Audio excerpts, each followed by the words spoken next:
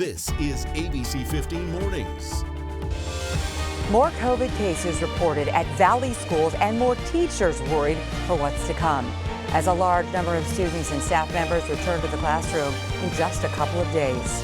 After years of lobbying and several deaths, a bridge over Tonto Creek will finally be built. We're talking with the community about what this means for Gila County. But first, today does mark 19 years since we lost nearly 3,000 Americans in the September 11th terror attacks. Right now, ceremonies are underway honoring those who died, and we want to show you this live look here from New York City. So because of the coronavirus pandemic, most of today's commemorations will be virtual, including the reading of names happening now at Tempe Beach Park.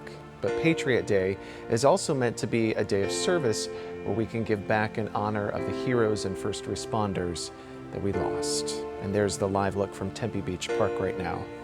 That is also streaming on the Healing Fields Facebook page. Such a moving thing to go to Tempe Beach Park and see those flags there.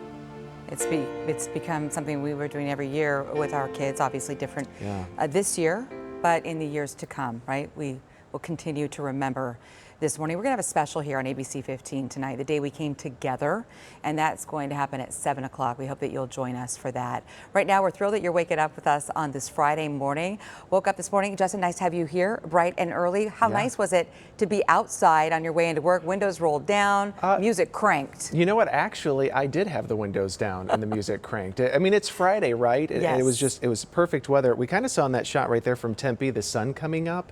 So hopefully it's going to be a really nice Friday out there for us. Jorge Torres is in for Iris this morning with a check on your forecast. Hey there, Jorge. Hey there, Justin and Kaylee. Good Friday morning, everybody. We are expecting it to be the beginning, unfortunately, of our next heat wave, if you will. We're not looking at 110s, though, so there is some good news there. But 100s are back in the forecast as early as today. But right now, it's a pleasant start to your Friday morning here in the Valley, generally in the 60s and 70s. From Avondale and Glendale, 74 in Mesa, and 73 at Sky Harbor. Now, we are concerned with the wildfire smoke coming in from California. That could be a concern over the next few days. But at least for today, the outlook is calling for just a moderate category as far as our air quality. Now, as far as those temperatures, we'll be in the 80s by 10, and there's our expected high of 100. So get that jog in now before it heats up this afternoon. We'll tell you what's ahead for the rest of your weekend as well, coming up in your most accurate forecast.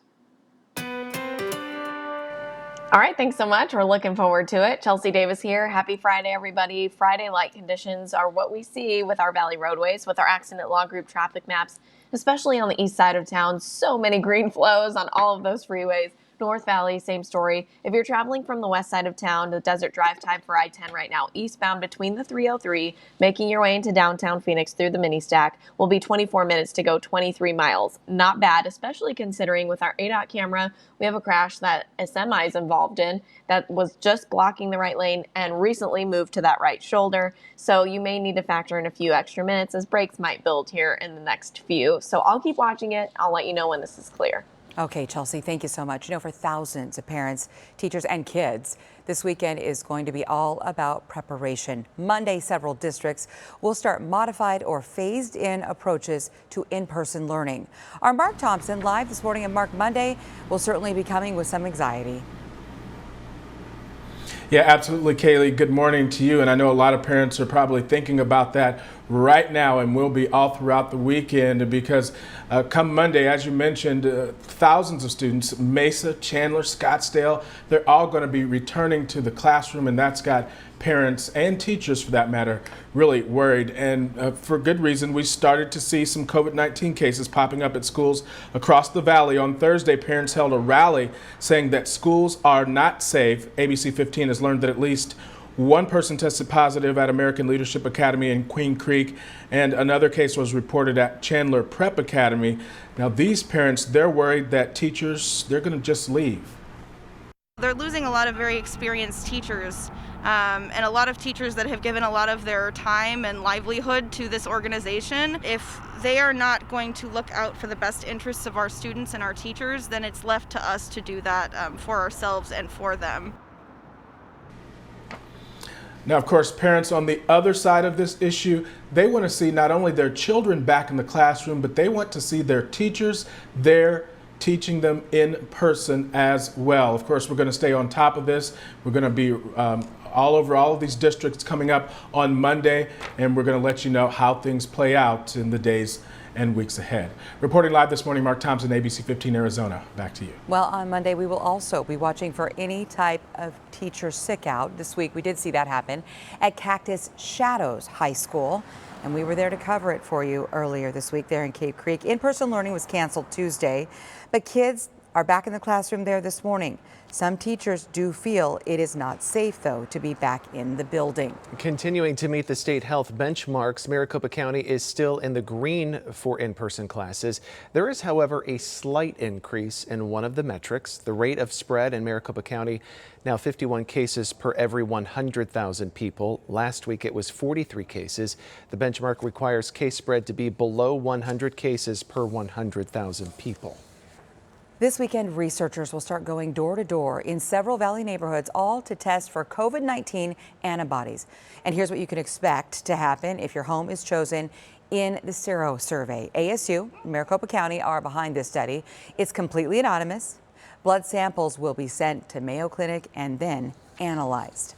Unemployment money is drying up for Arizonans. FEMA confirming to ABC 15 it only has enough funding for 6 weeks of the $300 assistance. This is week 6. That means back to $240 a week for hundreds of thousands of Arizonans. And with the state trust fund running out and no progress from Congress, Governor Ducey is hesitant to commit state money to help, instead holding out hope that Congress will come to an agreement on some sort of a relief package. We need Congress to do their job. They should stop playing partisan politics and get back to work. So the governor says Arizona has options for if the state unemployment fund is completely depleted, but he did not specify what those options are. Plenty of scams have been popping up during the pandemic. Now the Department of Justice says nearly 6 people have been arrested for fraud related to the Paycheck Protection Program. The DOJ says the money meant to help struggling small businesses was instead spent on personal luxury items by the fraudsters. A total of $30 million has been seized or frozen. It's almost 6:07 here. Remember this? Well, federal investigators releasing their report on that train crash and chemical spill at Tempe Beach Park back in July. 12 cars came off the tracks, and there is one looming question this morning. Our Cameron Pullum with what still needs to be answered. The big question still lingering after the report: did the trestles fail and cause the derailment, or did the derailment cause those trestles to fail? It remains a mystery today. What we do know is there was no criminal involvement, as it was speculated on social media. The FBI confirms there was no evidence of it.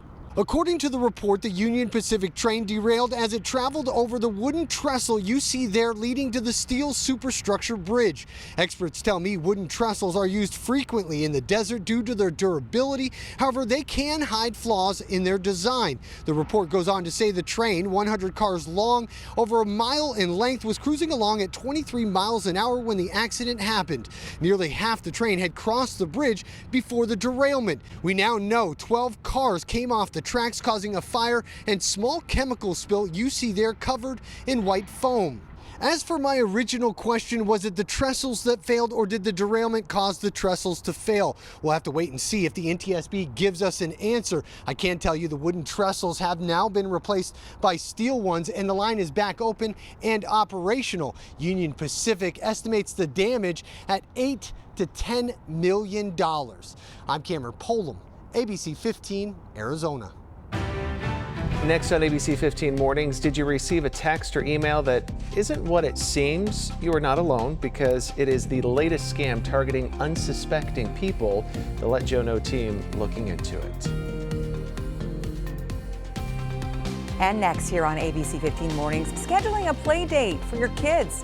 Don't be surprised if things might get a little awkward with other parents, because things are changing during this pandemic. ABC 15 Desert Drive Time, sponsored by Accident Law Group.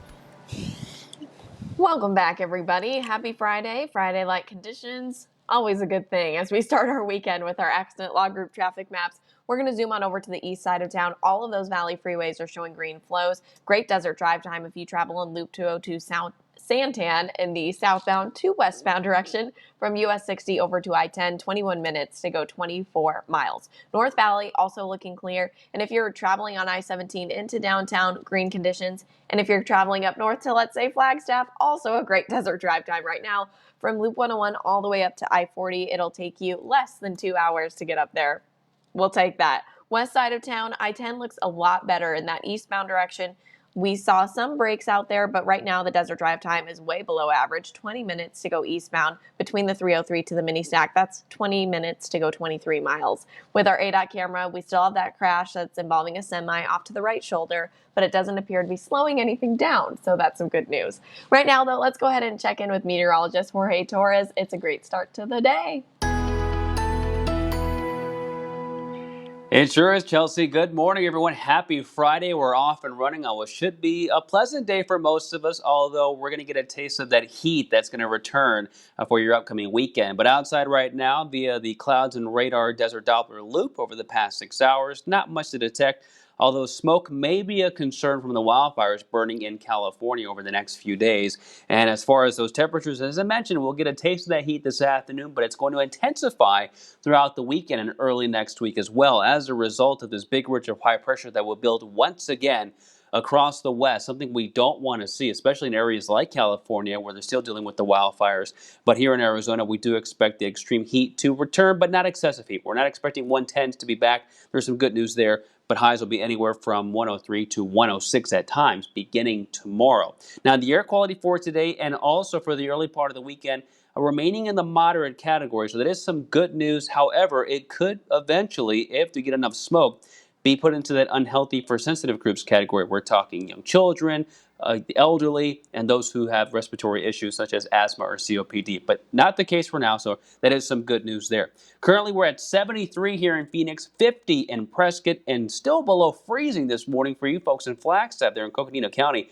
32 at the Grand Canyon, along with Window Rock and the Navajo Nation. It chilly start up there in Apache County, 52 in Page. 60s, though, to the south and west. But this afternoon, notice those temperatures will be back to at and above 100 after dealing with highs in the 90s for about 3 days. The heat is going to come back gradually. Areas like Kingman, though, will be in the lower 90s this afternoon, 74 in Flagstaff, and along the rim, we do expect highs to remain in the mid and upper 70s. The planner for the rest of your Friday showing those temperatures slowly warming up will be in the mid and upper 70s through 8, and the 80s from 9 till about 11, and then the 90s are here through at least about 2 to 3, and then right around 100 by this afternoon. So the pendulum continues to swing. We were at 109 on Monday, 90 the coolest day on Wednesday, and today calling for a high of 100. So here's that 7-day forecast, even hotter for the weekend with highs back up to 103 on Saturday. The hottest day out of the next 7, at least for now, looks to be on Sunday with a high of 106.